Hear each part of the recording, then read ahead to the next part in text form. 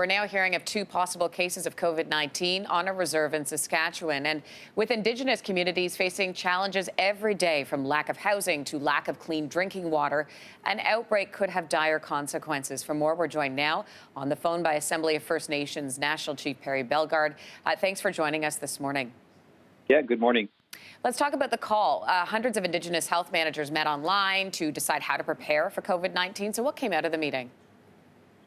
Well, the biggest thing is the message to First Nations people to self-isolate, constantly wash your hands, and watch your social distancing, and to take this threat, this disease, very seriously. We can't put it to the side.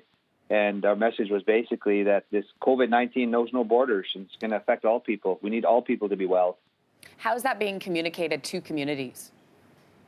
Well, we did a public service announcement. We're constantly reaching out to the leadership, to the chiefs and councils.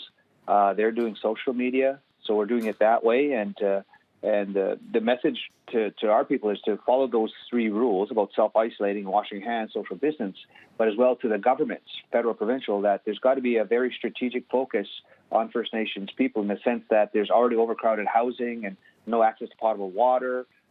Food security becomes an issue because they're isolated in the north.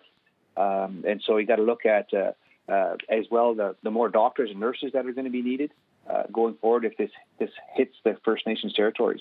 So we know that the federal government announced a community support fund of $305 million. Will that help with any of those issues you were just referring to? Well, definitely it's going to be a start, no question, but we've got to get the resources out to the First Nations chiefs and councils very, very fast and very, very soon. So they have access to the resources, so they can have sanitizers, gloves, face masks, ventilators. People got to realize that there are no hospitals in the north. There's nursing stations.